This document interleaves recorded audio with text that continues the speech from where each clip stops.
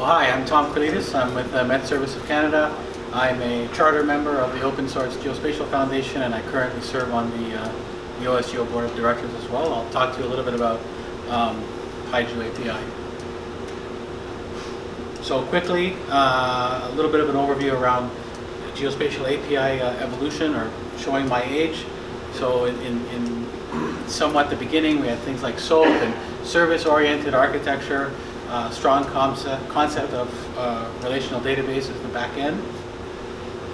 And then moving on, we got into things like Web 2 and Google Maps, and the OGC API specifications continued to evolve over time.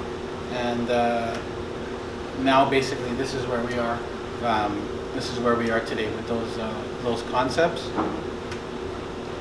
Quickly on OGC Activity, some of the key things from my perspective at least is the W3C spatial data on the web best practices, and that provides a lot of canons on formats, identifiers, and in general being more webby with how we deal with spatial data over the internet. So basically the design patterns are again being more webby, developer friendly, lightweight specifications, using HTTP as a tunnel. That one is really important for me. And this whole idea of core and extensions to doing specifications, so they can be as light or as heavy or anything in between as you want. So following that lead, OGC's had a number of API hackathons. There was an API white paper a few years ago, and a lot of development on the next generation of open APIs. And in that spirit, we created the Pi Geo Api Project, which is a surprise in Python, and it's designed to provide an API for geospatial data as a server implementation. So again, it's a data API framework. It's passed all the OGC API features. We really need an acronym for that, an approved one. It's passed all the compliance tests, so we're happy about that. It's already an OSGeo community project. There's a number of team members already scattered across the globe, which is encouraging.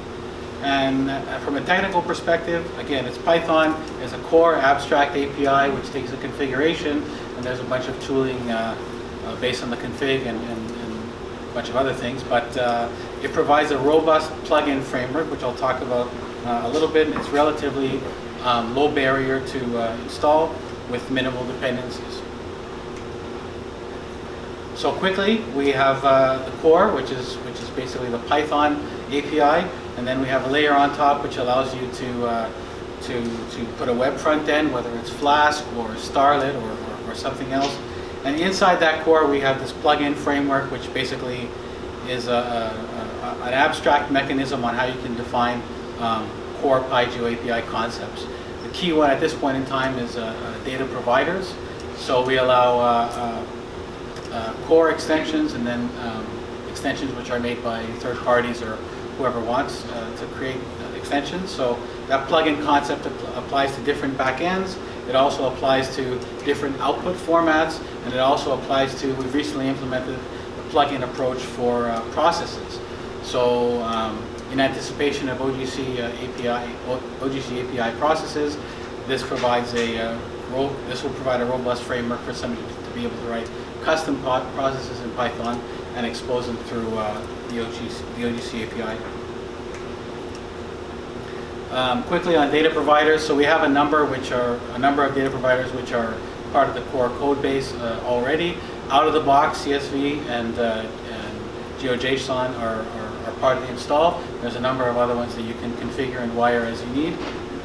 We also have an OGR provider, which basically gives you, given the extra layer of tooling, it gives you access to all sorts of different formats, as we're all aware. Relatively easy to deploy. I'll skip that. Production instances. We have this in production at the Met Service, serving our National Climate Data Archive and our National Hydrometric Data Archive. It's also in use at FAO for global soil information. So we're encouraged to see that. In terms of roadmap, we're looking at whatever you see here on the screen, as well as JSON LD, as well as supporting more of the Ogc APIs, as well as obviously STAC. So that's a quick overview. I'm going to provide a beginner session tomorrow morning, so anybody that wants to know a little bit more, feel free to pop by. Thanks.